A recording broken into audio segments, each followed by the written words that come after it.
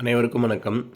TNPSC எக்ஸாமுக்கு ஈஸியாக prepare பண்ணவும், படித்ததை ஈஸியாக ரிவைண்ட் பண்ணி பார்க்கவும், புக்கில் இருக்கிற மொத்த டீட்டெயில்ஸையும் பாயிண்ட்ஸாக கன்வெர்ட் பண்ணி தொகுத்து வழங்கியிருக்கோம். வீடியோக்குள்ளே போகிறதுக்கு முன்னாடி சேனலை சப்ஸ்கிரைப் பண்ணிக்கோங்க, பக்கத்தில் இருக்கிற பெல் ஐக்கனை கிளிக் பண்ணிக்கோங்க. அப்போ தான் வாரம் வெள்ளிக்கிழமை அப்லோட் பண்ணுற வீடியோஸ் வந்து உங்களுக்கு நோட்டிஃபிகேஷனில் வரும். இன்றைக்கி வீடியோவில் என்ன பார்க்க போகிறோம் அப்படின்னா, 10ஆம் வகுப்பு சமூக அறிவியல் வரலாறு பாடம் 4 இரண்டாம் உலகப் போருக்கு பிந்தைய உலகம்.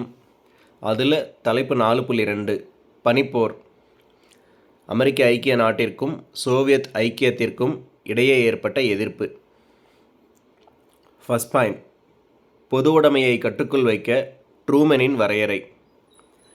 ஃபர்ஸ்ட் பாயிண்ட், பொது உடைமையை கட்டுக்குள் வைக்க ட்ரூமனின் வரையறை. இதில் நிறைய சப்டிவிஷன் பாயிண்ட்ஸ் இருக்குது, ஒன் பை ஒன்னாக பார்த்துடலாம். ஃபஸ்ட்டு 1.1, கிழக்கு ஐரோப்பாவில் நாசிக்கள் கட்டுப்பாட்டுக்குள் இருந்து விடுவிக்கப்பட்ட நாடுகளில் சோவியத் இராணுவத்தால் 1948 முதல் பொது உடைமை அரசுகள் ஏற்படுத்தப்பட்டது. 1.1, கிழக்கு ஐரோப்பாவில் நாசிக்கள் கட்டுப்பாட்டுக்குள் இருந்து விடுவிக்கப்பட்ட நாடுகளில் சோவியத் இராணுவத்தால் 1948 முதல் பொது உடைமை அரசுகள் ஏற்படுத்தப்பட்டது. 1.2 பாயிண்ட், அமெரிக்க ஐக்கிய நாட்டின் குடியரசுத் தலைவரான ட்ரூமன் பொது உடைமையை கட்டுக்குள் வைக்க ஒரு வரைவை முன்மொழிந்தார். 1.2 பாயிண்ட், அமெரிக்க ஐக்கிய நாட்டின் குடியரசுத் தலைவரான ட்ரூமன் பொது உடைமையை கட்டுக்குள் வைக்க ஒரு வரைவை முன்மொழிந்தார்.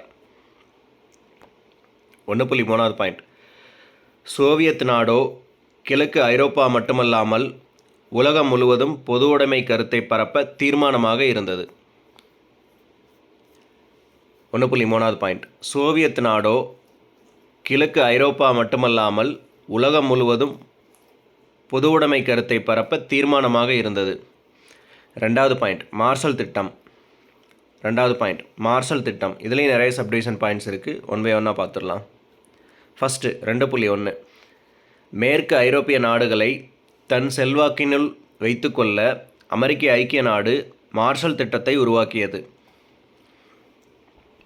2.1 பாயிண்ட், மேற்கு ஐரோப்பிய நாடுகளை தன் செல்வாக்கினுள் வைத்துக்கொள்ள அமெரிக்க ஐக்கிய நாடு மார்ஷல் திட்டத்தை உருவாக்கியது.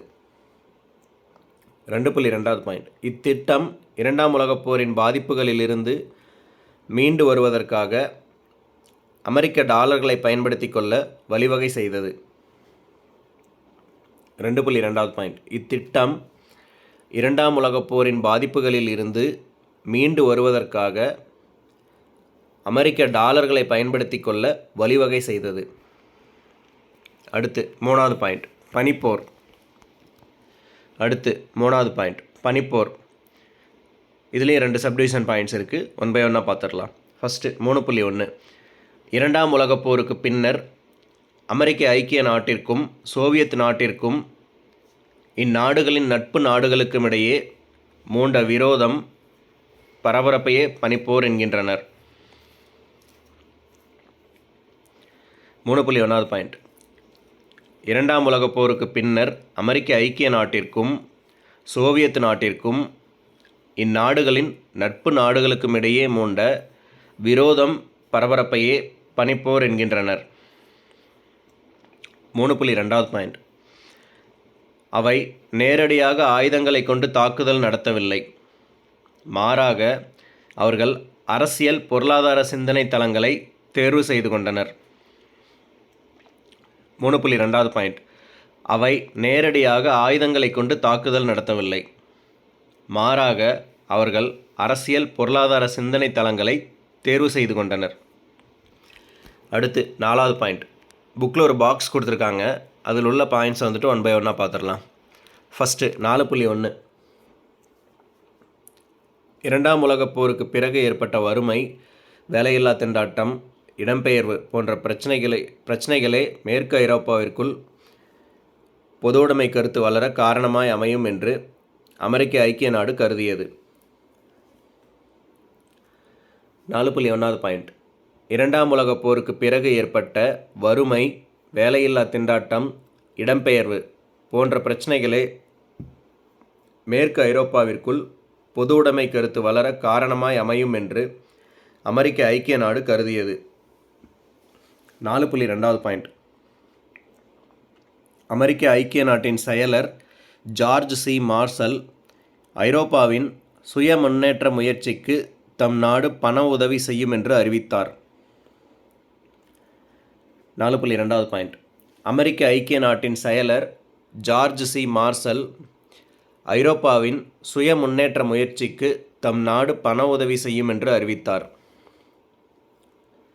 4.3வது பாயிண்ட். 16 நாடுகள் இத்திட்டத்தின் மூலம் பயனடைந்தன. 4.3வது பாயிண்ட். 16 நாடுகள் இத்திட்டத்தின் மூலம் பயனடைந்தன. 4.4வது பாயிண்ட். நிர்வாக மற்றும் தொழில்நுட்ப உதவிகளும் அமெரிக்க ஐக்கிய பொருளாதார ஒத்துழைப்பு நிர்வாகத்தின் கீழ் வழங்கப்பட்டன. 4.4வது பாயிண்ட். நிர்வாக மற்றும் தொழில்நுட்ப உதவிகளும் அமெரிக்க ஐக்கிய பொருளாதார ஒத்துழைப்பு நிர்வாகத்தின் கீழ் வழங்கப்பட்டன. 4.5வது பாயிண்ட். நிதியுதவி வழங்கும் மார்ஷலின் திட்டமானது 1951 முடிவுக்கு வந்தது. 4.5வது பாயிண்ட். நிதியுதவி வழங்கும் மார்ஷலின் திட்டமானது 1951 முடிவுக்கு வந்தது. இந்த 4.5 பாயிண்ட்ஸோட பாடம் 4 2ஆம் உலகப் போருக்கு பிந்தைய உலகம், தலைப்பு 4.2 பனிப்போர், அமெரிக்க ஐக்கிய நாட்டிற்கும் சோவியத் ஐக்கியத்திற்கும் இடையே ஏற்பட்ட எதிர்ப்பு நிறைவு பெற்றது. நன்றி, வணக்கம்.